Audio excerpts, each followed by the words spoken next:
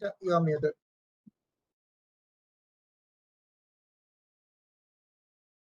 We live yet? Yeah. Yeah. Okay. So hello, PMI Chapter Exchange. We are back again. Third event of the season 3.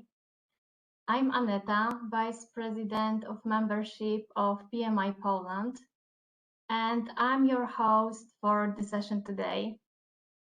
Today, Priya is out on a business trip, and hence I am leading the session. We have also a team from PMI Chapter Exchange. So we have Robert today. Robert, can you say hi to our participants? Robert, are you there? Okay, so probably Robert has some connection issues. We have Damika from Sri Lanka. Damika, can you say hi? Hi everyone, I am Damika Mendis from Sri Lanka chapter. I'm the Executive Vice President from Sri Lanka chapter. And that's it. Yeah, over to you, Anita. Thank you, Damika. We also have Taivo. Taivo, can you say hi? Hi everyone, my name is Taiwo Popola. I'm from PMI Nigeria chapter, Vice President for Professional Development. Thank you everyone, glad to have you here today. Thank you. And we have Shane from Phoenix chapter. Hi, Shane. Morning all. Good morning. And we have Priya. Yes, Priya, are you there? Yes, I am. Thanks, Anita, for leading this event. Yes, I'm still here. Okay, great. So, yes, we are here. We are joining from different PMI chapters. Today's topic is the Great Resignation or the Great Rethink. And in the badge on the screen, you can see how many chapters we have that are participating in these fantastic initiatives. If I would have to name all of the chapters, that would take me another 5 to 10 minutes. But at least I could introduce few members of our chapters collaborating. So thank you so much for joining today. And please let us know where you are joining from. Please say hello to each other and continue networking while we get started. I'm very excited to announce that we have more than 1,200 registrations today from across the globe, from around 65 countries, from Alaska to New Zealand and continents between. So thank you so much for this warm response. And to let us know where you're joining from, you can go to menti.com and type this code 285984446. I also would like to share that today's meeting is being recorded, and if you are uncomfortable in any ways, you may choose not to attend. Otherwise, you're welcome to continue. And everyone here in this event are speaking on our individual capacity. Our views do not represent our organization views in any ways. So now I would like to give the voice to Damika, who will introduce our guest speaker for today, Prasanna. So over to you, Damika. Thanks, Anita. Could you share the screen, please? Okay. Okay. Prasanna is a delivery manager, servant leader, and program portfolio project management.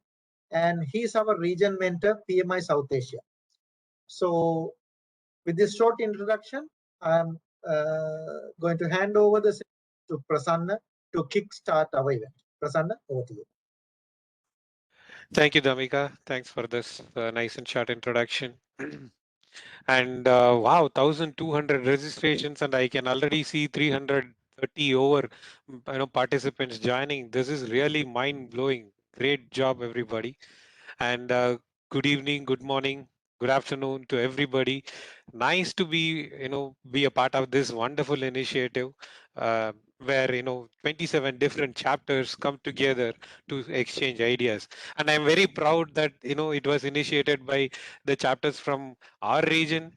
And it was started from by Mumbai chapter and supported by Gujarat, Bangladesh, Colombo, uh, and now it has grown to be 27 chapters and counting, right?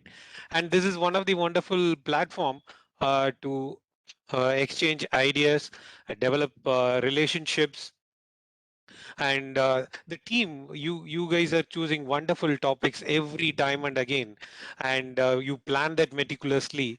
I have been attending regularly all these events. I will continue to attend, so I'm sure many of us here are attending all these events here. But if someone is a first timer, I would highly recommend them to attend all these sessions and get benefited. So a great round of applause for the entire team behind organizing this session season after season. Now coming to today's topic, the Great Resignation or the Great Rethink. I'm sure many of you might know what it is, and many of you are handling it day in, day out in our work area. It's about the huge attrition rate that is now happening in the knowledge industry among the knowledge workers, especially in IT industry.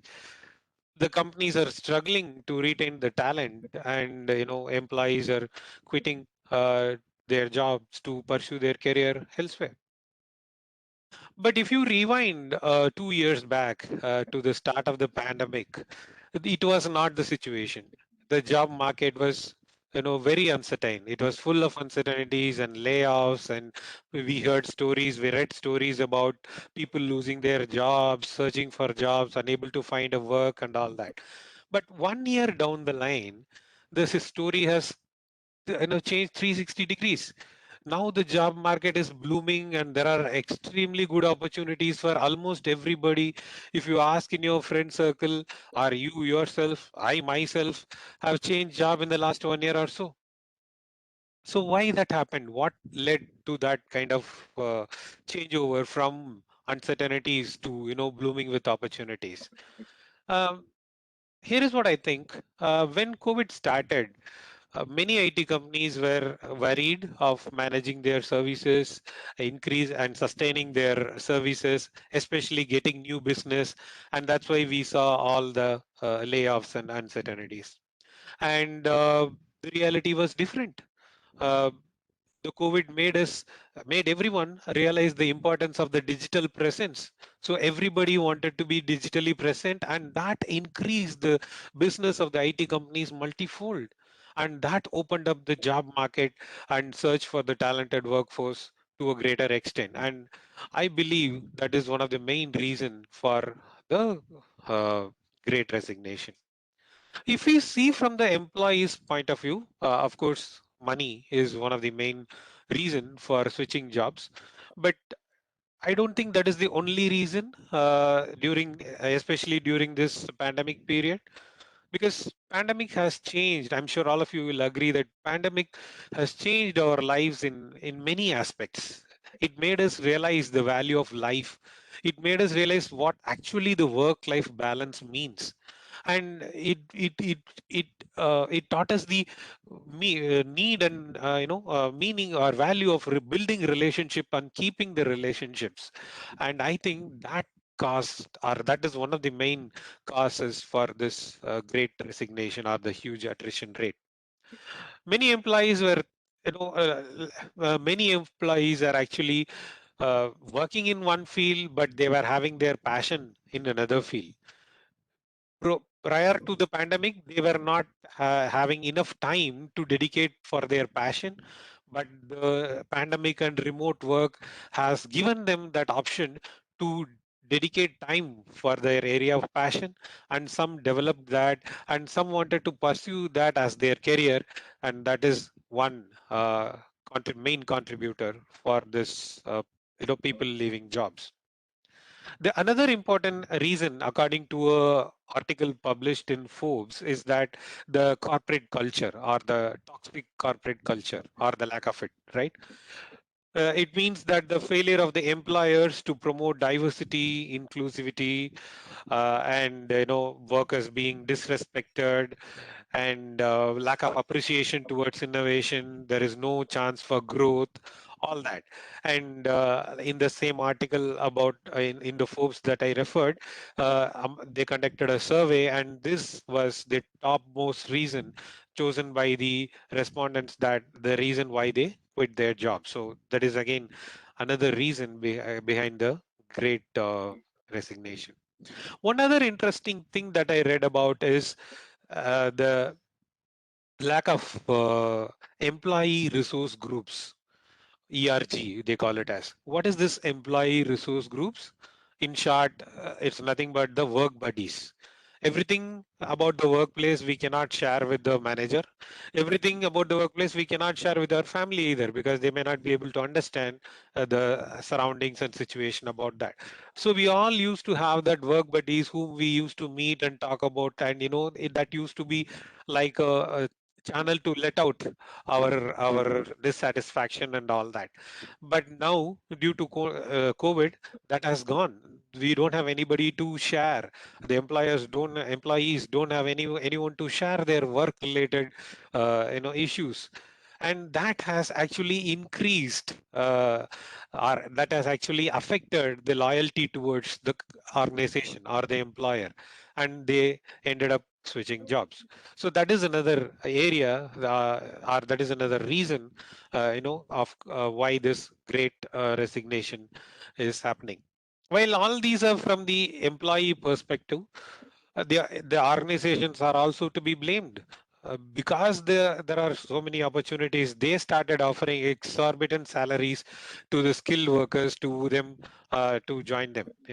So that is again another reason for this Great Resignation. So now, like the title says, it's the time to do the great rethinking and stop this attrition. It's time for the companies to invest in developing a better culture. I'm sure many of you are already know that PMI also on a culture changing journey. So like that, there are many companies are trying to change their culture, and the organization should provide sufficient work-life balance. The organization should also provide the opportunities, for work from home or a remote work or hybrid work or whatever it may be, and provide opportunities for growth, respect the innovation and all that. In short, the organizations have to become employee centric all over again. So these are all some of my thoughts related to today's topic on Great Rethink or Great Resignation. We have eminent panel today also discussing on this topic, and I am also eagerly looking forward to hear from them. So with that, I wish all the best, and thank you so much for giving me this opportunity for this wonderful session. Thank you. Thank you so much, Prasanna, for your insights. We are very happy that you could join us today and share them with us. Thank you so much. My pleasure. Thank you. And now we would like to introduce also the president of PMI Nigeria chapter. PMI Nigeria chapter is our spotlight chapter for this event.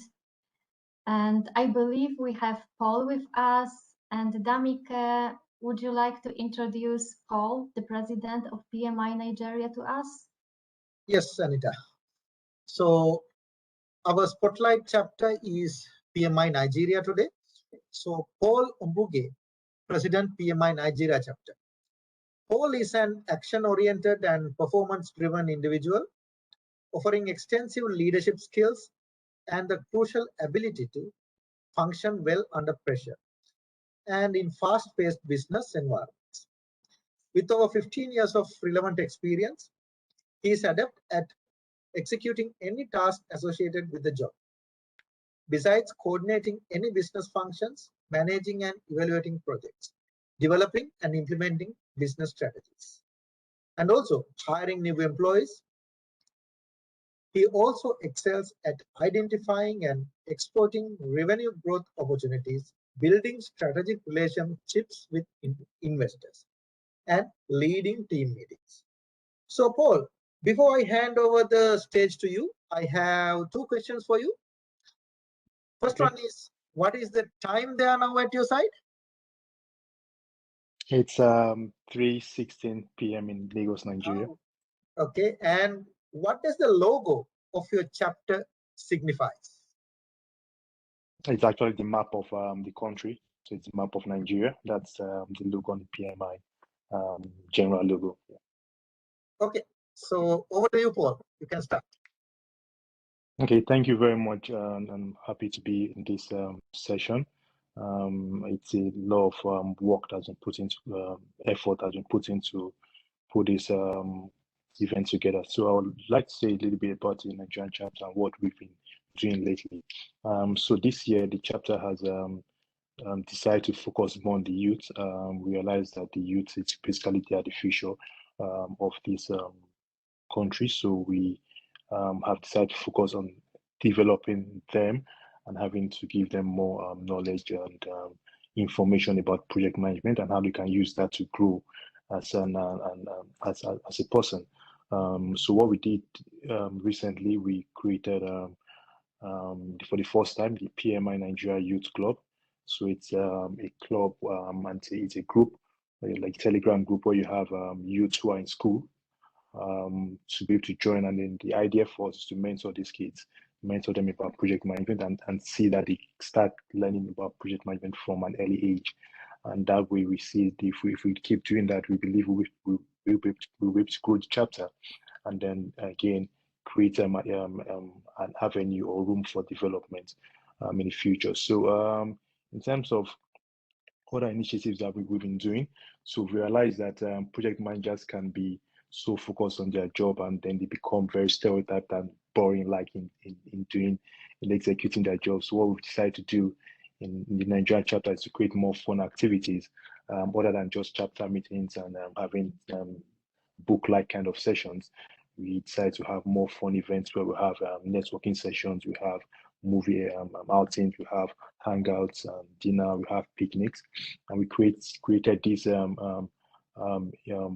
events so that we can create a work-life balance within our professionals as project managers. So and that has been a change in the chapter, and we see that people are buying into that idea because we want to actually have fun while doing our jobs, not just being so boring. So and these are the few initiatives that we are doing. And then the final one is to do more to support the UN SDG goals, to make sure that every year we do carry out one of the SDG goals, UN SDG goals, and that way we can help further push the initiatives that UN has decided to push for that year. Last year we focused on wildlife.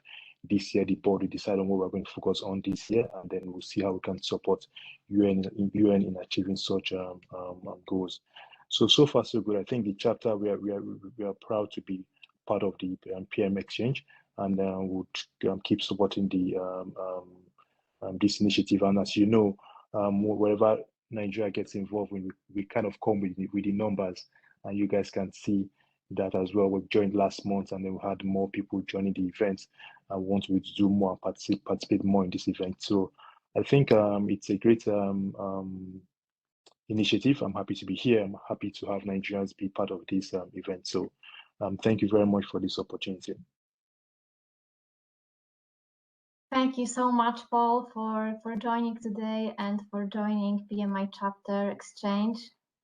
We are very happy to have you. Thank you. You're welcome. All right, so PMI Chapter Xchange is a global collaboration indeed, or should I say a global virtual community. This is definitely a community that transcends across countries, continents, and cultures, We like to put it in this way. And our vision is to evangelize cross-chapter collaboration and also encourage cultural diversity. As we speak today, we have 24 chapters on this platform, and we have many, many more supporting chapters. And it is all about teamwork and co-creating monthly events to bring diverse perspectives to our chapter members, spurring networking and collaboration opportunities. But is it only about events? For us, an event, this event is just an outcome of this amazing journey of 4 weeks of connecting, collaborating, and co-creating. And it is this journey that makes it so special. I think we have moved beyond events now, and we are collaborating on building insight exchange nuggets. Basically, these are takeaways from our sessions, and any chapter or leader willing to participate is welcome to drop us a note at PMI Chapter Xchange at gmail.com. And by doing that, we are building community to share good practices within and external to the program.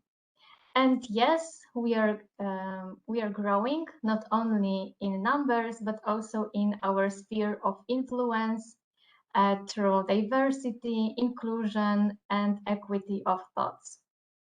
That is why you will notice chapters from diverse backgrounds participating in this program, because we truly believe diverse connections lead to innovative solutions. And now we will be moving to our session, to our panel discussion. But before I hand over to Shanaka, who is our session moderator for today, please let me introduce our moderator. So Shanaka, thank you so much for joining us today. And Shanaka has really vast experience. He has over 22 years of experience in IT industry, with over 14 years in senior management positions, with exposure to both managerial and technical spheres, underpinned by more than 8 years of wide-ranging consulting experience at top-tier global organizations. What we also know is that Shanaka enjoys training project managers on PMP and Agile Practitioner certifications. Shanaka has also served as project director for many large-scale project executions in Sri Lanka. It is really an honor to have you as our moderator. So over to you, Shanaka. Thank you, Anita. Hope you can hear me well. Yes. All right, thank you very much. A warm welcome to all of you, and thank you for joining the webinar today on the Great Resignation and the Great Rethink, hosted by the PMI Chapter Exchange initiatives. And I'm sure it's no doubt that this topic is timely and relevant. As you can see, a very large number of participants joined today. As we all know, pandemic changed a lot of things, and particularly this is stemming from the unsettled by this pandemic, and then most people are considering their jobs with a fresh perspective. Some are quitting, and we call this as the Great Resignation. But for many, it's more than a great rethink, I believe. People are kind of challenging, asking the question, do we really like our employer? Does this culture fit us? Or do we feel we are treated fairly? Do we have enough growth opportunities, at least a fair growth opportunities? Does our work is meaningful? And if you find no to any of those questions, of course, we will have a triggering point, which is so-called the Great Resignation, I believe. We have quite an eminent panel today, as introduced by Anita as well, and I'm sure we could take up this topic very well. And one of the most interesting things about this chapter exchange is the panel is diversified. Today we have from North America to Africa to Europe to Latin America, and I'm Asia. By the way, my name is Shanaka De Silva. I'm the former president and the board member of PMI Colombo chapter, and I'll be your mentor today. And we are looking at about 1.5 hours from the start, with Q&A, and you could all use the Q&A window for this. So our first speaker today is Martina. Martina from Europe. She's the CEO of Trigi, and she's skilled in digitalization, lean processes, passionate about sustained leadership, many certifications in project management and Scrum certifications. Martina, I'm sure you would have gone through the experience of Great Resignation, and I'm sure you would have tried many strategies as a CEO to see how you could overcome. But to start first, can you tell us how to be prepared for it? How to face this, how to prepare for it, so that we minimize the surprises out of this. Well, thank you, Shanaka, for that intro. I'm passionate of this area or this topic, as this is something that I have experienced myself. I think the Great Resignation is a lot about people coming back to their own values and started to think about it's the company that I'm working for spending 8-10 hours a day in line with my values. I've done 20 years within banking and finance, and after 20 years I felt like, well, this is not in line with my values anymore, and it came really, it affected me a lot because I couldn't be in that environment anymore. It started as small things, but the longer time I spent in a hierarchic organization with a lot of politics, watching back time and so forth, I felt in the end that I couldn't be in that environment anymore. So I can totally relate to other people that is going through this as well. And Trigi, the company that I'm the CEO of now, we are working a lot on our culture.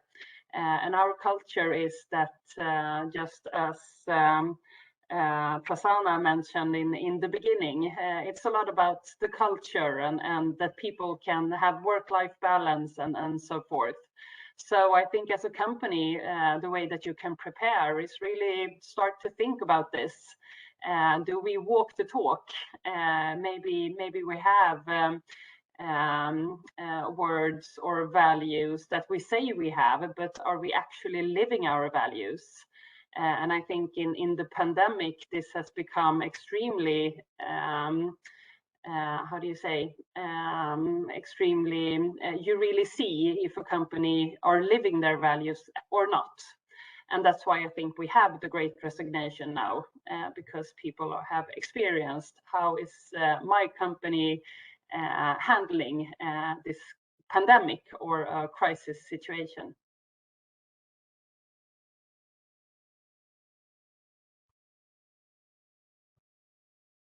Now, Shanaka, I think you are on mute. Very sorry about it. Very sorry. It always happens.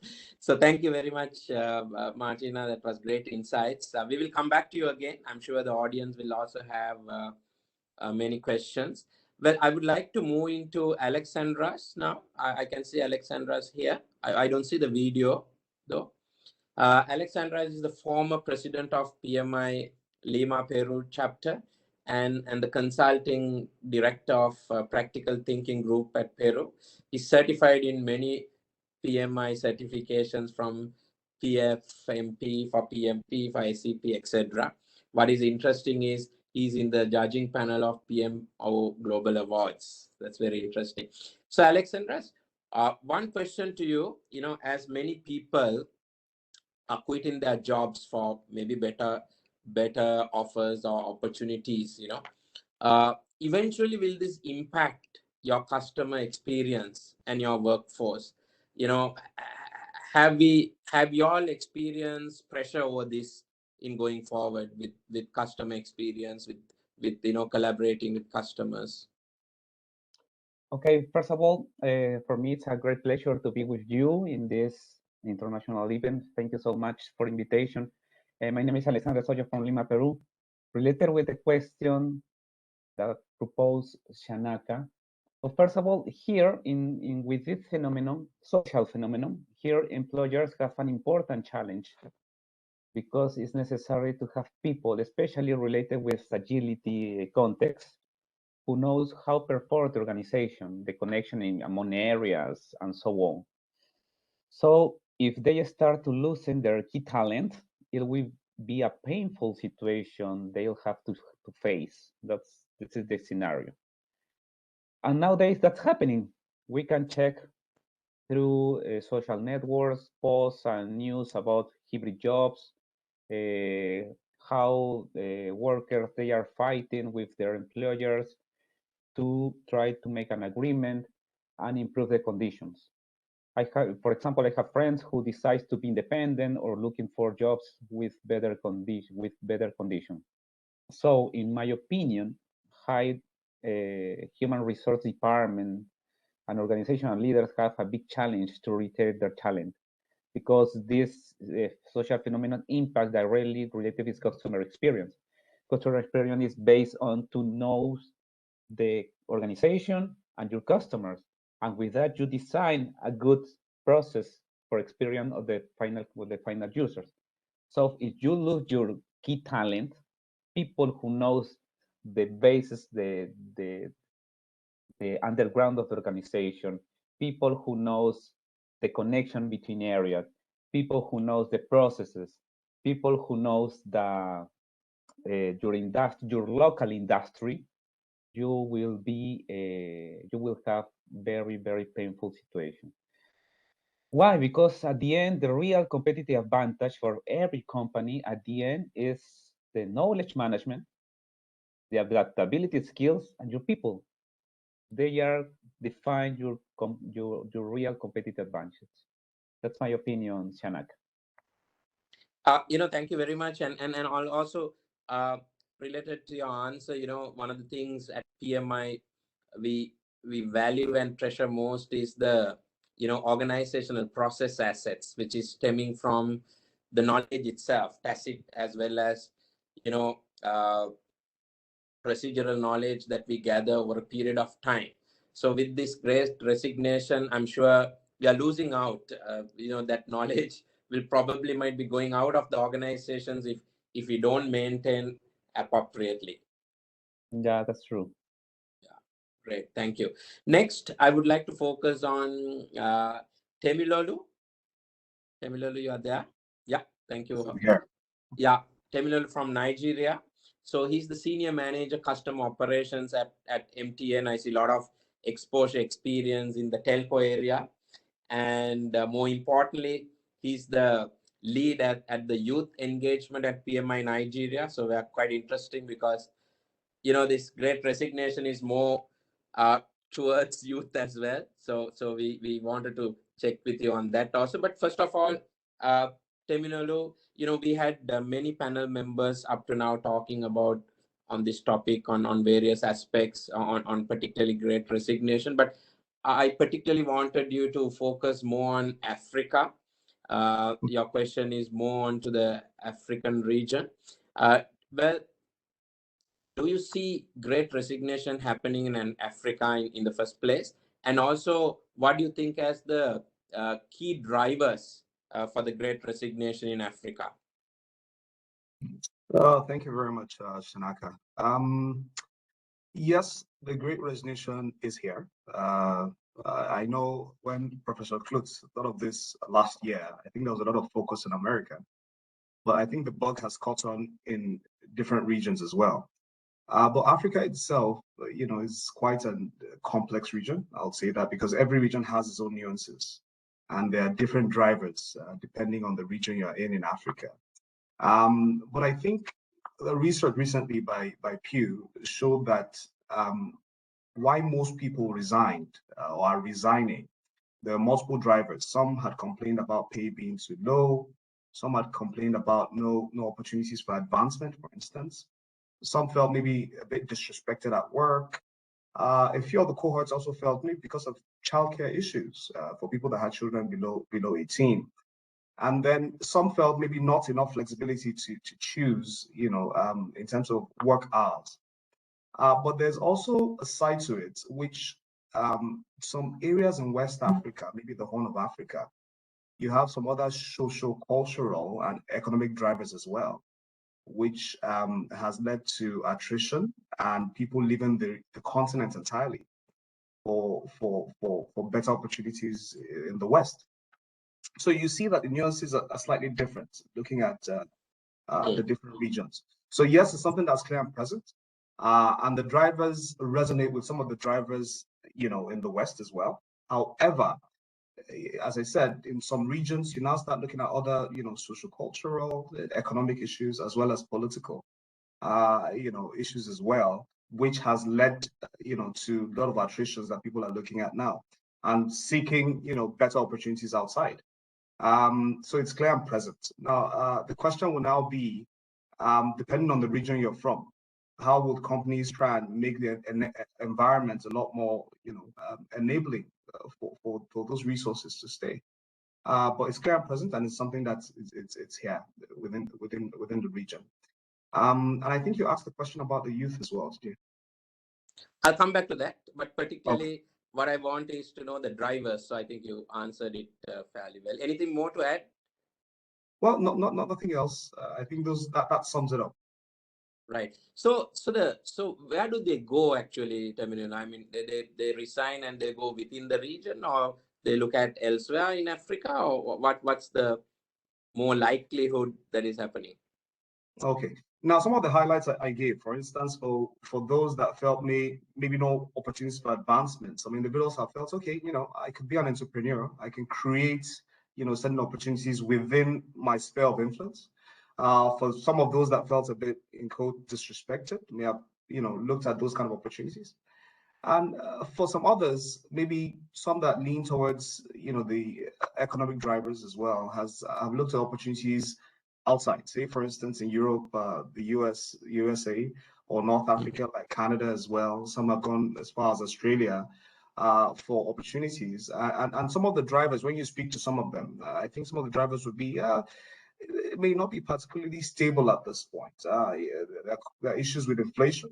Some have argued, I don't want to go so political, However, these are things that resonate with most of those that have left. And some see, devaluation has happened, political instability, economic nuances that may have caused some of them to move out. So some have thought of opportunities within their sphere of influence as creating opportunities within their community. And some others have felt, maybe there are better opportunities outside the region that we can tap into and possibly maybe bring those resources back home as well. Or think of greener pastures. Yeah. Thank you, Terminal. That was wonderful, and we'll come back to you again, particularly on the youth side of the picture, since you have hands-on exposure. Our next speaker would be Christopher from North America. Hi, Christopher. And Christopher is the VP program and a board member of PMI Phoenix chapter. I personally have been at Phoenix multiple times. Very lovely city. So, Christopher, as we spoke, the pandemic has been a time of more deep personal introspection for many, and has caused people to see how precious and fragile their lives are. People have looked at their jobs and thought, I want a meaning and a purpose behind what I do. And then based on that, they're kind of searching for that purpose, and the meaning is what I feel. And this was going on now, and this might go forward. But the question to you is, where do you think we might end up here? I know there's no yes and no answer to this, but where do you think we will end up in? And what might come after this Great Resignation? Wow, that's quite a loaded question. I think the answer really depends on how well we listen to each other. I think we've identified that we have, and many involved with the Great Resignation, have used their work life as a medium to fuel their passion, or maybe in some parts their work life was their passion. But what we definitely understood because of the pandemic was the world was changing, and therefore we had to change. So when we kind of hit the reset button, we hit the reset button in ways that were perhaps more than expected for ourselves and also for our companies. And what we decided were that there were standards that we had become very accustomed to. For instance, 10-hour, 12-hour, 14-hour work days, and you're expected to get your job done. That really let me know that, hey, you know, outside of my work life, my employer really speaks about balance and mental health and these things, but yet I'm always stressed. I'm always worried. I can't let my mind go from what my last assignment was to actually having fun and actually enjoying the fruit of why I do all of this, which is to get paid and actually go fuel my passion. And you know, a lot of us over here in the U.S., we have felt a little bogarted by these expectations to consistently work around the clock. And you know, when COVID hit, and you know, we realized there was another way to kind of approach life and get a better result and still get that work done. Many of us said we're not going back to that. And so you have to look at, you know, I think it's a number of factors. I think companies are trying to solve the problem, but it's not necessarily just an internal problem to solve. You have to listen to why people are leaving, and then you have to do something about that. And so I think where we end depends on how well people listen, and then how well they take action to make the necessary changes to keep the culture. Because one thing that we all know is very for sure, and I've got teams of project program managers I lead too. I can't really call myself a boss if there's nobody to lead. And I have to be able to keep and retain talent in order for you know, standards to be in place, for execution to get done. And right now, in a world where, you know, they're very much looking at how well I'm supporting them, not as a professional, as their title, but as a person, I've got to make sure that the culture I provide to my team, the support I provide to my team, grants that level of support to them individually in their goals. Because one thing we all know right now is they matter. And with the massive number of resignations, I think it's a clear message to any employer, I matter. Yeah, that's correct. So again, you know, Christopher, it's a quite a big country there, North America. So the shifting happens within North America, you think, or does it go to any other parts of the world, or the movement? I mean, the movement of people. I think it's a message for everyone, though, right? There wasn't just one part of the world that got hit with a lot of changes. As you can see, it, you know, it might have started in one part of the world, it circled around, and people just in general are really thinking when you think about, and you know, kind of paraphrasing, but taking the motto that I matter, that's a global and individualistic ideal, right? And when I matter, am I getting the support that I need truly from my organization, or is this just about a check? One thing that we do know is anyone can sign that check, right? And so when I'm there and I'm giving you my all, and when I'm taking time away from my family and my loved ones and my kids, and I'm trying to keep a constraint around that so I can enjoy my family and my loved one and my kids, how are you really supporting that? Or is it really just from a corporate perspective about your expectations and about your standards that you have of your employees? And when I look there and there's a mismatch, I also recognize I have the option of whether to work for you or not. And a lot of millions of people, because one thing that we know here in the Midwest, or not Midwest, but the West over in the States, is many of these individuals that resigned did not have another job to go to. They just resigned. Oh, So, yeah, well, it's been going on for the past year. And so, folks are saying, I can't find talent. And, the deal is it's not that there's a lack of talent out there. They just don't want to do that. And they don't want to work for you. And, we've got to do a better job of, understanding, the true motivational factors as to why these folks are leaving. I think there's some good general categories, but I think it's actually a little bit deeper than that. And I think it's a very personal decision for folks who don't have income to not go back to work. And I think we're missing that, right? They don't have income and they're not coming back. Why? Right? Clearly that's a negative. So we've got to do a better job of figuring this out. Thanks, Christopher. So the audience, you have a nice platform. Please submit your questions. We see at this point 485 people joined. If I get 485 questions, of course, we will have to stop this session pretty soon. But we would love to get your questions. I have a nice question. Maybe one of the panel members could talk about it. I think Prasanna in his speech also, kind of indicated this. Again, as we know, one of the fixes right now is, pay as much as possible. I'm also doing it. I'm a victim of this. I have lost 12 people for the last 2 weeks, right, at Ernst & Young. So I'm also finding solutions for this, And so the question is, we are trying to give mammoth salaries now. That's one fix that we are looking at as an organization. Will it burst in the future? Like in year 2000, we saw the famous, the internet bubble bursting. And then after that, we saw the retail housing bursting in US. So will this also burst in the future is the question. Anyone would like to take this question?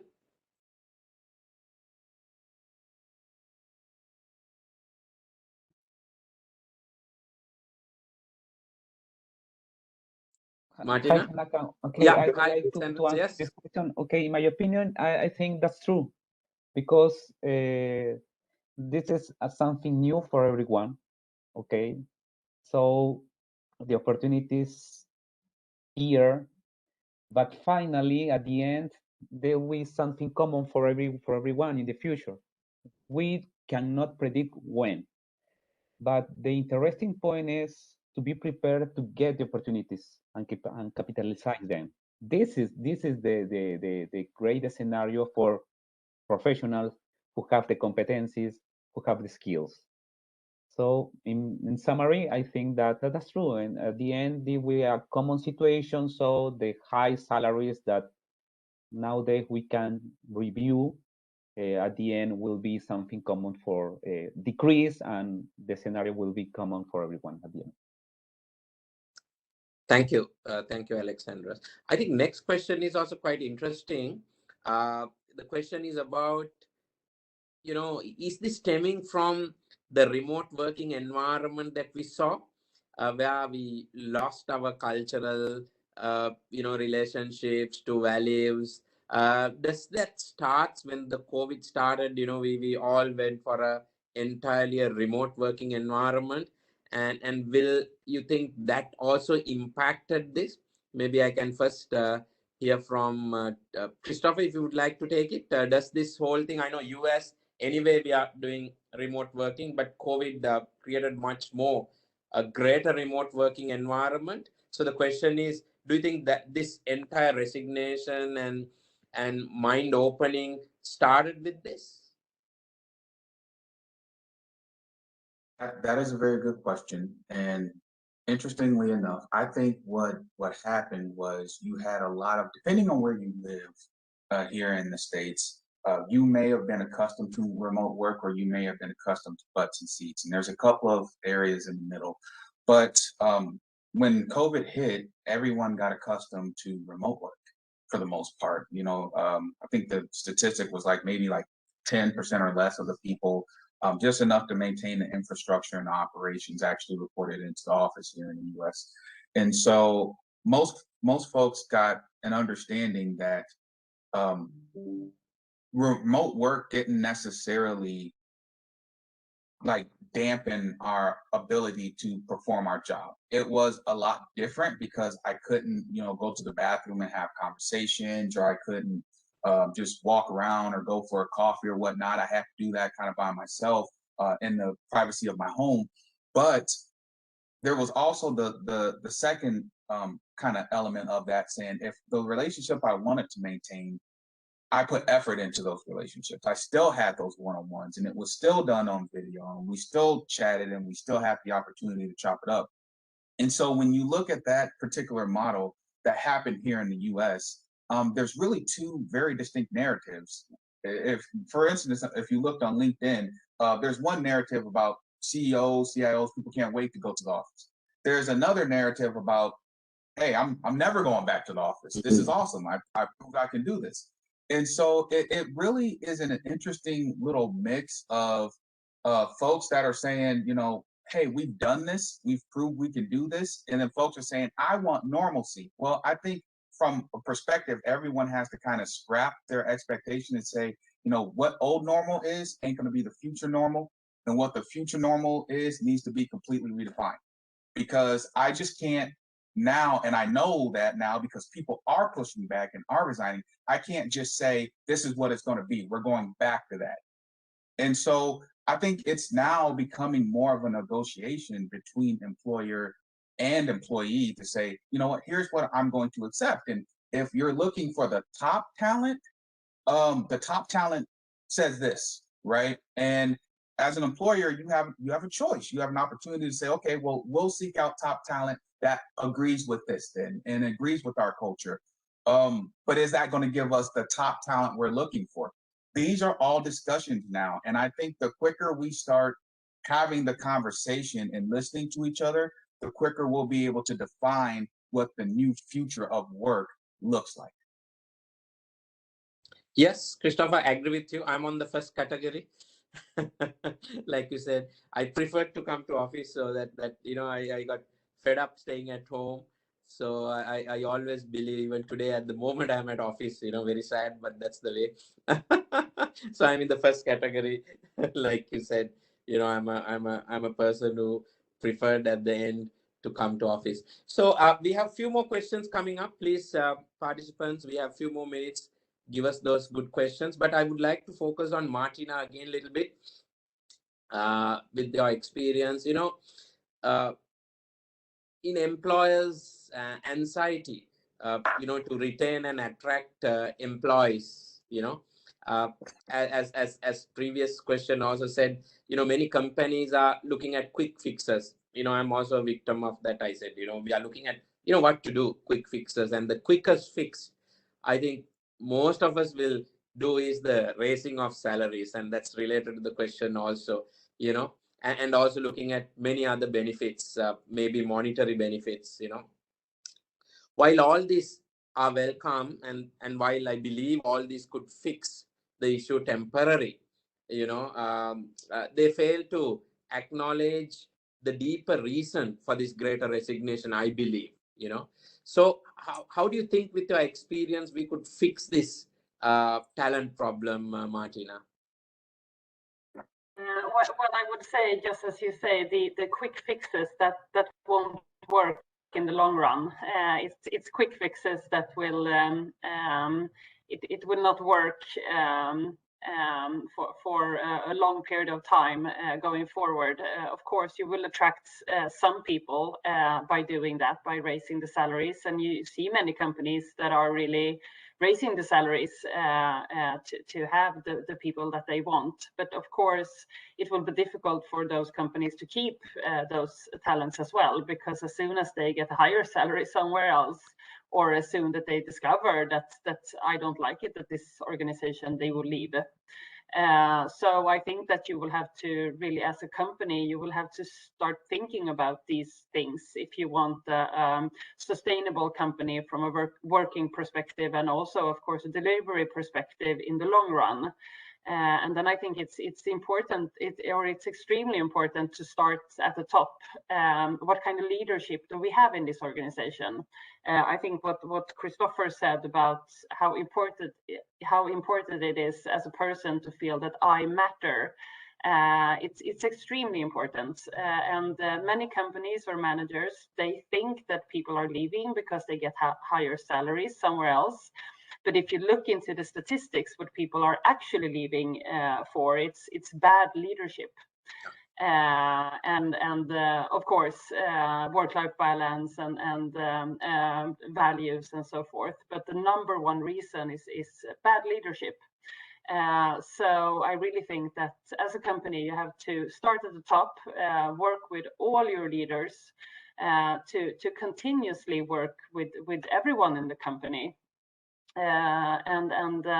As Christopher said, also it's on a daily basis when you're working in digital environment, the culture and the time that you spend with each other, and that you're able to connect even in digital format, it's extremely important when you don't meet in the same way. So start with the leadership and make sure that you walk the talk. Because otherwise you will be in the same trouble once again. Thank you, Martina. So I think that's one question, a nice question has come, which is related to this question as well. It talks about, well, Great Resignation is a reality. We all know that. I think we all have experienced it. Thank you for highlighting it again. But the question is from the panelist side, with your experience, can you give us some examples of how do we implement a fix for this? You know, how do you implement a fix to retain our best talent? So Martina included few hints there, but anybody else would like to take any fixes that you have done in your organizations to answer this question? Maybe temporary or we don't know whether it will be long-term anyway. Alexandra's, Temilolu, Christopher, anybody would like to showcase few of those examples of fixing this problem, what actions you have taken? Okay, let me just jump in on this. I think Martina made a very interesting point on leadership as well, which I think is very important. And developing leadership competencies as well of people that work in organizations, I think is very important. But besides that, the hygiene issues like work-life balance, looking at hybrid way of working, I also think are ways one can integrate that. I think just to jump on what Christopher said earlier about when you asked him about, you know, when COVID happened and what happened, how did this whole change? I think, you know, at the points the pandemic was kind of, well, when it was slowing down more or less, I think it became an epiphany of sorts where people started rethinking, you know, how work needs to look like, and, you know, started reevaluating values and thinking, okay, does this fit into my medium or long-term plans, for instance? So it's important that some of these hygiene factors are infused, work-life balance, hybrid way of working. And there are certain things that can also be put in place that makes it aspirational. Maybe share options after X number of years, you know, trying to say, okay, you know, you can join certain clubs, infused into the medium and long-term strategy with the intention of retaining such talent over the long haul. So yes, training leaders in terms of competencies, ensuring that is put in place, and most importantly, periodic reviews as well, having a listening voice to understand, you know, what's the pulse of the employees, how are we feeling this pulses, and what kind of interventions can we also put in place to ensure that we're meeting, if not exceeding, the expectations. I'm not saying, you know, companies can provide everything 100%. However, you know, sometimes you listen and say, well, where can we meet midway to ensure that, you know, talent is retained? So I think those kind of things should work. Yeah. Any other thoughts? I don't have the fix to everything, but I will share something that helps. Since we've kind of done the virtual interviewing, companies have upped the amount of virtual interviews they put a candidate through in order to obtain a position. I would firmly say that I know of a few companies, I will not name drop, that their hiring process is 5 interviews. Heads up, after the third one, I am completely spent and 80% sure if you put me through another interview, I may not want to work for you anymore. Right? It's too long, it's too much. I personally would rather do a panel where you put me on point and I give you the sharpest, most professional person I can be than interview on 5 separate occasions over a period of weeks. So that's number one. And then number 2 is contractors get hired after 2 interviews. So you have to think about, at what level does this make sense and what level is this really just far too much? And I would encourage everyone to look at your hiring practices and really make that decision. It may be a good decision for you to, interview 5 times, but what's going on the other side? And, I always use the analogy, if I'm going to a car dealership and I'm talking to the same salesman about buying this car 5 times, after the second or third time, that salesman's thinking, why do I keep having to sell this thing, right? Why do I keep having to, are you gonna buy the car or not? And that's how the candidate feels a lot of times. So I always try to shorten my interviews. Hey, listen, a third only if necessary. But by the time you get to me, you'll go through one of my senior PMs, and by the time you get to me, I'll make a decision. I'm not going to give you a 3 or a 4. We're going to try to come to a decision, make sure we have a meaningful conversation, and get to the point of whether we feel you're a good fit or not. And that's how I always try to approach it. Great, thank you.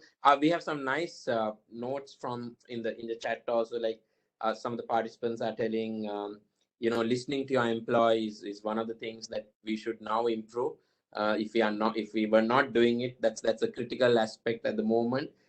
Then also about the leadership types, I think that's very important. The type of leadership, even Martina, Christopher also touch base on that.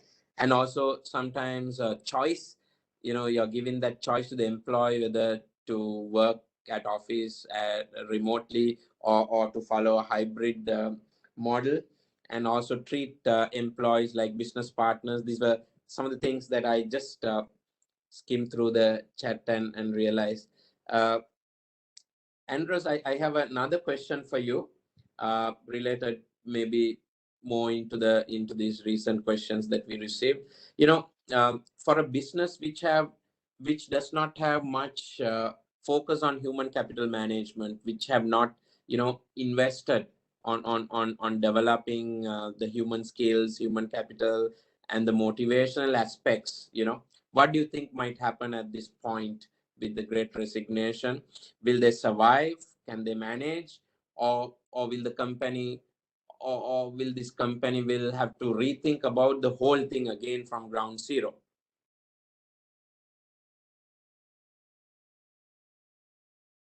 Alexandros? I'm sorry, could you repeat the question, please? Yeah. The question is, at this point, if a company has not invested sufficient knowledge, money on the human capital management to develop, to retain, and to motivate the human capital or the people within the organization, with this, will they face more problems? Will they survive, or will they have to rethink about the human capital management from ground zero? Yeah, okay. First of all, this scenario promotes challenges for every company. Okay, so as I mentioned at the beginning, okay, human resource department and the leaders, they need to propose strategies in order to face this situation. For example, here in Peru, there is a big company. Its name is Belcor. It's a beauty company. It's a company based on beauty industry. Okay, and they launch a position. The role is the manager for developing digital skills, for example.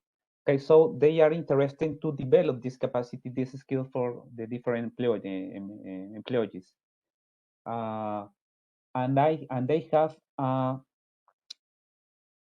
very good practices about human resource. First of all, this company is divided into vice presidents, okay? And one of the vice presidents is, or the big area, it's human resource, for example. So human resource is a strategic area for this corporation. That's important, okay? Other interesting practice is they identify the key talent from the other talent. So they measure and have indicators how to retain the key talent. Of course, the key talent, we have more benefits, okay, in comparison with the others. So that's interesting. The rate of retention is so high in this company. So first of all, think about the talent. It's a strategic element for each company.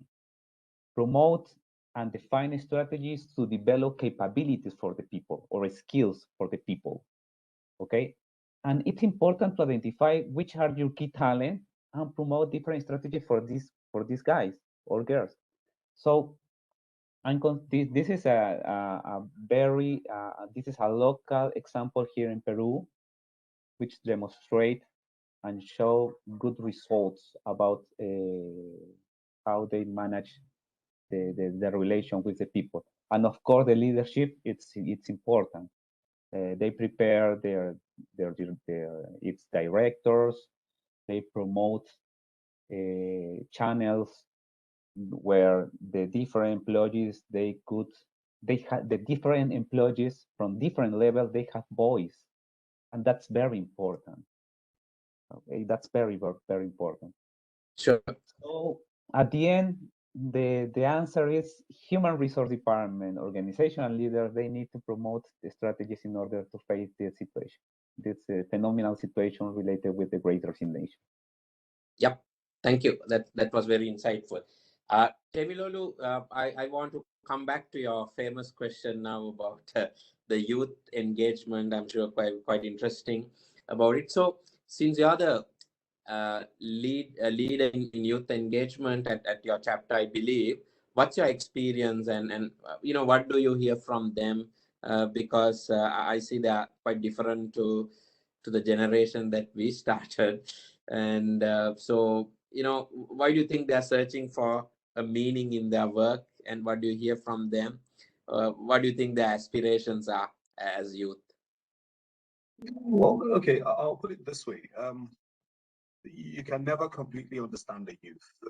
I think it's a learning process and it's a learning curve, because we're talking about a generation that get easily disinterested, and where content itself is king as well. So you realize that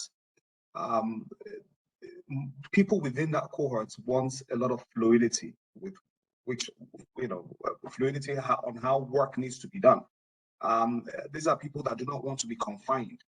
And I said, it's a learning process, because each time you want to listen and have an understanding of their viewpoints as well, but you realize that certain times this changes. And I'm sure prior to COVID, some of them may have had one or two doubts about work, but I think COVID just caused a sudden change, and everybody realized, oh, well, we can work online. And then it became a rethink, and people started thinking, okay, I think work can change. I don't have to be confined to this space. I believe I can get more fluid work that can make me work online, or a hybrid, as it were. So these are individuals that want to be free. They don't want to be confined. They don't want to, in a strict sense, have environments that, 9 to 5, 5 days a week, used to be the norm. That is no more the norm for this generation, and that will define how work will look like in the next couple of years as well. So companies will start thinking, okay, how can we infuse, work for the people, and see how that could work. The only complexity could be for jobs in retail, for instance, where you need certain in-person relationships. Then we'll now start have to rethink, do we need self-service options? But the fact that we're social beings as well, how do we merge that with, the aspirations of the youth that wants a lot more fluid kind of work? Can we make the work environment a lot more fun and interesting to integrate individuals of sort, because they are the future. That's the truth. So these are people that don't want to be confined. You know, they want fluidity to what work has to be done. So that's just the learning. When I said it's an ongoing process, which means maybe in the next couple of months to years, those demands or interests may also change. And then we'll now start thinking, okay, should work be the way we're having it now? Maybe hybrid is the future, who knows? Or maybe strictly online work, maybe self-service options. You know, but it's quite interesting. So it's an unveiling of sorts, you know. Yeah, I agree with you. Yeah, so it's a learning for all of us. I think we are trying to figure out, and also what you say is also correct. Situation might entirely change. You never know, because as I think Prasanna indicated initially, you know, it started like people were losing their jobs, and then, you know, kind of overworked during the first year of COVID. You know, sometimes meetings goes on and on in this part of the world. Sometimes the day ends at about 9 o'clock. You know, that was the first year, and then suddenly everything changed entirely. You know, we never thought this kind of a great resignation starts. Yeah, you're very correct there. We have another question. The question is about, I think, very focused onto the project management. Right now we spoke quite generic aspects, but I'm sure it covered project management also. But the question is asking, you know, as a project manager or a project leader, how could we take the great resignation? You know, how can we look at this, and how can we manage the great resignation as a project manager? Because I believe the question is all about, because project manager will definitely be impacted like nobody else, because as PMs we heavily depends on the work of our team members, and once the team members are moving out, how do you take care of it is a bigger problem. So maybe Christopher, can I leave that question with you to see, as a project manager, what's our impact, and you know, how do we take care of the great resignation? Do we have any recipes in place up to now, or we are still thinking, my God, you know what to do? Understand that there's elements of it that are just not in your control, right? Be sympathetic, be empathetic, lead with a high level of emotional intelligence, really hear people out, drive, but understand that, you know, that normal kind of project leadership A-type personality aggression that we used to maybe have in some of our workplaces, you know, and the stress that came along with that, there's now a line that's getting more and more thinner on the number of folks that are tolerating that, and that are, you know, gonna be willing to stay long term in that life. And so I don't have a recipe that I suggest that everyone uses. I really don't. It's going to be on a case by case thing, a company by company cultural kind of approach. But my suggestion that I always take when I, you know, when I instigate project leadership is listening is never wrong. Empathy is never wrong. Making sure that the individual person who's fulfilling that role is well heard and well respected. That's never the wrong approach. How to fix it for everyone, I don't know. So that the advice I would give is take it on a case by case. You know, Christopher, again, a question from there. You know, US is quite a bigger economy, the North American economy, and multicultural, multi-talented people are there. So this resignation and great thinking is across all the cultures, you think, or is it confined to any particular commercial city-based areas, or do you think it's spreading across, irrespective of the cultures in US? There's all sorts of jazz going on in the US right now. So we've got folks, you know, and for instance, I particularly live in Austin, and we've got folks from around the state that are now moving into the city because all the corporations that are migrating from California to the Texas area. And you're trying to make sense of everything that's happening. The Great Resignation, the Great Company Relocation, the you know, how do you try to figure all of this out and determine what motivates folks to stay with the company in the midst of more competition than they've ever had to evaluate against, and so, to be honest with you, I'd love to give you an answer, but I don't know. That is just a very difficult question. But if I had to say something, I'd just say ditto to what I just said.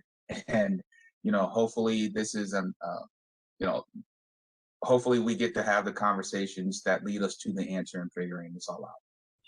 Yeah, great, thank you, Martina. There's a question or a kind of a feedback that has come. So the so-called question is, organizations. If I put it in a different way, it's about as for organizations, do we keep demotivated people in the first place, or do you think outright resignation of these people is a better situation for the workplace and looking at a change? So I think the question is stemming from, if the people are demotivated because there are cultural differences to their work patterns, to the leadership differences, are we still pay them and try to block them, or do as leaders do we take a decision to say let them go and let's look at a fresh start for the organization? Well, I think it's extremely important to go through your employees on a regular basis, keeping demotivated people in the organization that will demotivate the motivated ones. Motivated ones have a higher impact on the motivated ones than vice versa. So it's extremely important to make sure that either, or like as a first step to talk to them, how can we solve this? But if you feel that there is no way moving forward in this organization, you will have to face that, because otherwise that will destroy the culture that you're trying to create. So extremely important to not see those problems in the eye. Yeah, I think in the interest of time, maybe we'll take one more question. There's another question that has come. I will read out the name of the organization also, because it's written there in the question. So Infosys is one of the famous companies, I think we all know very well, incorporated in India, and then of course spread across the world from Europe to US, one of the largest organizations today. And the note says here in the Q&A section that Infosys has come up with a new strategy which says if you want to resign until 6 months from the resignation, you cannot join a competitor. So this particularly will probably help them to reduce the attrition rate, because of course Infosys, if you work at Infosys, you probably will have few options to join a similar company, and most of them will be competitors. So with this policy in place, it is believed to restrict attrition rate. Maybe from Temilolu, you would like to comment, is it a good practice? Again, I'm sure we don't have a correct answer, but with your own personal experience, will this kind of a restriction is good? Well, maybe Martina also could have some words after Temilolu on this. I would say that the restriction is more, trade secrets, are not divulging certain strategies within the first 6 months, not necessarily to stem attrition, as it were, because the question could be the individual could decide to go to any other firm that's not in direct competition. So my take is, if what happens after 6 months, so we need to start looking at other things that are sustainable. Not that this is bad, but from a trade secret point of view, and keeping company secrets within our strategies within that period, understandably, some firms put that in place to ensure that people don't just leave and go to competition. And then maybe some of the strategies are already planned especially for certain roles. The higher you go on that pyramid, there are certain roles that maybe you have access to certain information that should not be in the hands of competition. But does it necessarily stem the Great Resignation, as it were? I would say, well, I'm tilted more towards 70% no, primarily because, I could decide to go to any other firm. So the question could be, what other sustainable things can we put in place? Maybe share option, for instance, and say, okay, if you stay 5 years, then you have X% of business, X% of value. Maybe after 3 years, you're going to have additional leave days, et cetera, and see some of those hygiene factors, try and put them in place. Or, maybe after 3 years, we sponsor you to go for some leadership courses abroad, and then it becomes aspirational because those hygiene factors are being taken care of. Understandably, and also trying to ensure, the leaders are actually put through, leadership training as well, which needs to be consistent, and as well as listening to employees over time, because interests change. Within the macro environments that we operate, interest will change, and then you have to now start reevaluating what kind of things they will need to put in place. So yes, from competition point of view, yes, but may not necessarily stem the Great Resignation. As I said, it's just a personal opinion. It doesn't represent. Yeah, I understand. Yes, I think good. So Martina, what do you think? Is it a short-term practice, short-term solution? Like we were discussing about short-term solutions with you, like the high salaries and all. Do you think this also is related to that? Well, I think Temululo touches on many good areas there. It's a tough world that we're living in as employers and employees, and of course, if you don't give the employees what they need or what they want as a company, they will leave.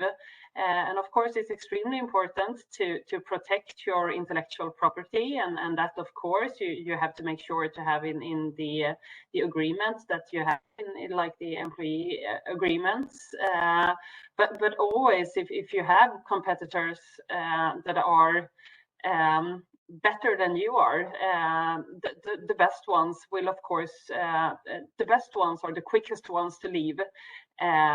So of course they will move. It is a tough world where we both, as companies, we have to make sure to deliver the best products. Otherwise, competitors will be better, and we also have to be really good from an internal perspective to really keep the key employees. But keeping key employees is, of course, what we've been talking about. It's the culture and the values and the I matter and so forth. And of course, you can work with those tools that Temululo suggested, that after X amount of years or period or those kind of things, you will have add-ons. Of course, you can work with that. But I think it's in the end, it all comes down to if the employees like to work at your company or not. Yeah. Alexandros, any thought about it? Is it good, or do you think it shouldn't be the case? It's unethical, because in the chat I see a lot of discussions going on.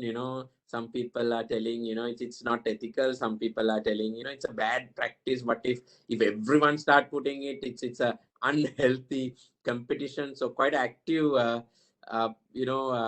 responses I see. Alexandra, just before wrap up, just wanted to give you also to hear your word on this.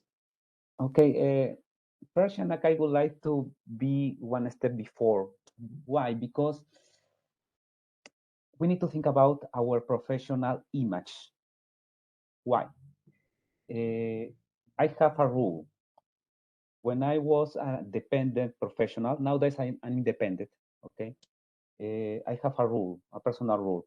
At least 2 years, no more 4. Why at least 2 years? Because you need to think about that you need to deliver something sustainable for your company where you are performing. That's important.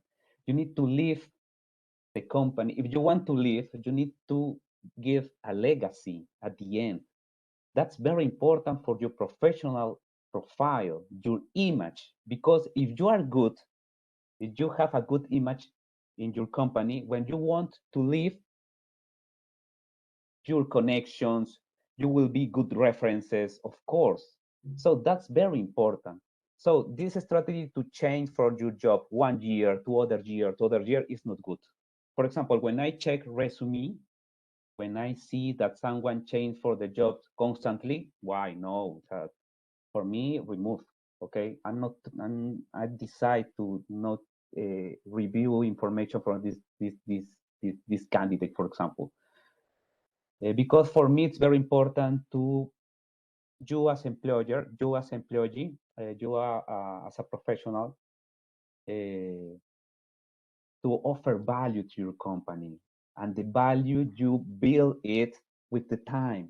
No, in 2 or 3 months. No, that happened in 1 year, 2 years at least.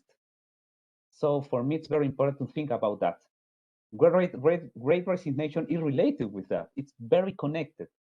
But we as professionals, we need to think to build a good image, leave a legacy where you decide to go at the end. So related with this practice, okay, that's here in Peru, okay. I don't know if the other countries here in Latin America, many companies, they decide to start this practice. It's not illegal, okay, but at the end you decide to firm and accept it. And our market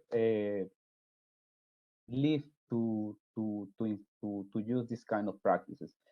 Our government not yet decide to do something, okay. I suppose in the future maybe, but it's not illegal here. At the end you decide to take this offer or not, okay. But one step before, I think it's important to analyze and to make a reflection about what kind of image as professional you want to offer to the market, to your references, to your community. And I think it's very important to deliver something with value, sustainable. And you are going to build it with the time, not in 1 month, 2 months, or 3 months. That happens in 1 year, perhaps 2 years or more. That's my reflection. Thanks, Alexander.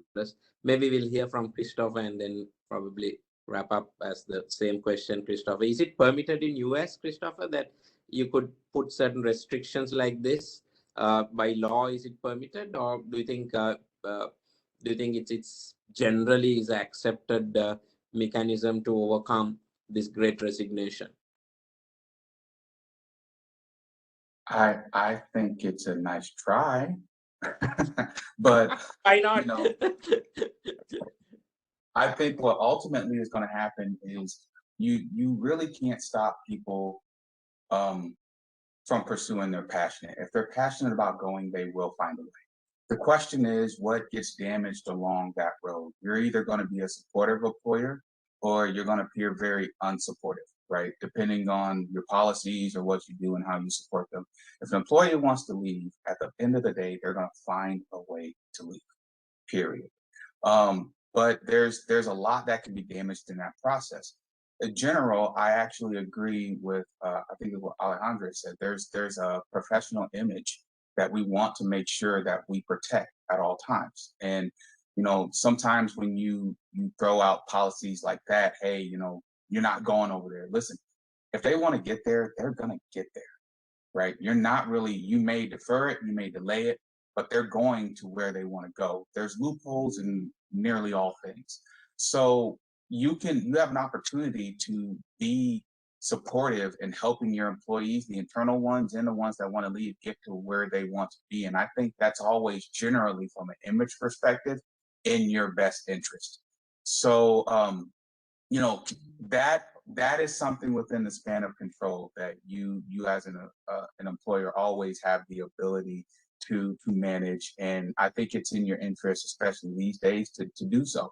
We've all got bad stories about employers that weren't supportive, that some horrible thing that happened, horrible firing experience or horrible hiring experience, and word of mouth has always been more important than, you know, even Glassdoor reviews or anything like that, which now make it kind of easy to access that information. But one thing that we can do is we can always make sure that as leaders, we are supportive of whatever that employee decides, even if sometimes it's not in our own, you know, corporate interest.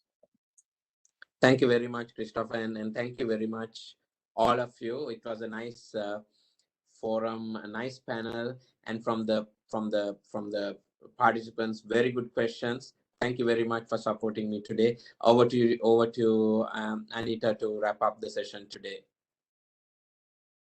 Thank you so much, Shanaka. Thank you, our lovely panelists. And now I will give the voice over to Taivo to do the wrap up for us and to summarize with some key takeaways.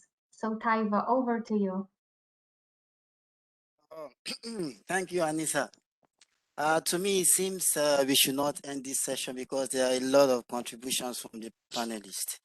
I must be honest with that. And I didn't even know that we have spent over an hour because the conversation has been very engaging and very informative.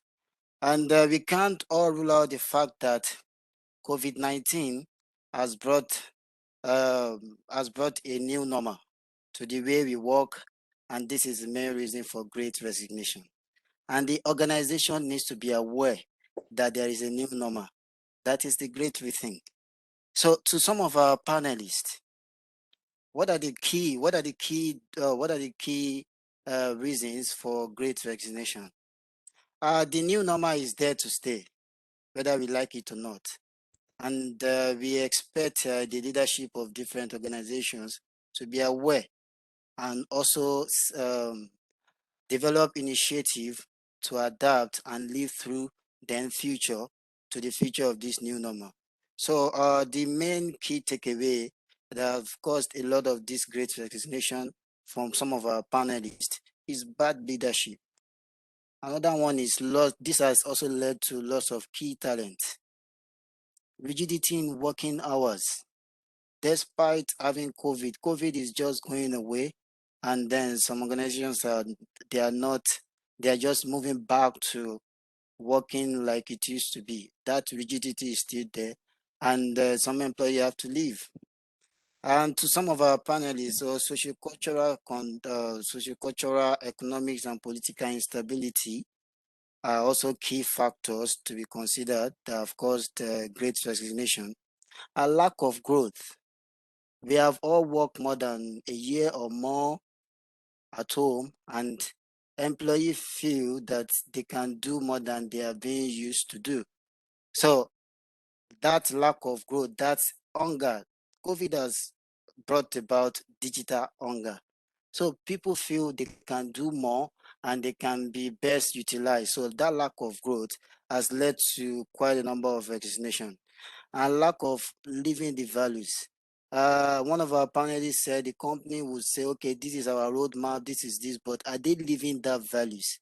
So employees have been more aware that some of the organizations are not even living the values, and meeting the expectation of the employees is another key point that was mentioned by our panelists. So to the Great Rethink, the organization needs to be aware that the new normal has come to stay. People are digitally hungry and they need to adapt. So that organizational agility have to be employed. So organization needs to employ organizational agility, accept that employees are now self-aware. They understand how work can and how work should be. So organization needs to pay attention to this fact.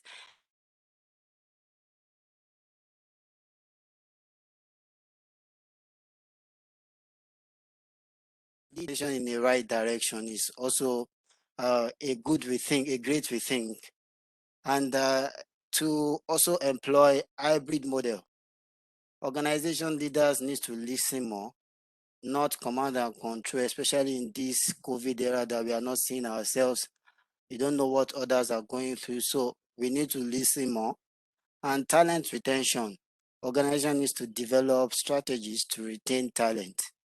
Human resource empowerment is another key point. Let them know they matter. It's not just about the work. Show interest in their well-being, work-life balance. It's not the amount of work, even if they are giving result. How are you interested in their well-being, or are you just interested in the work? And overvalue and engage the employees more. Another one that another one that is so important is the youth.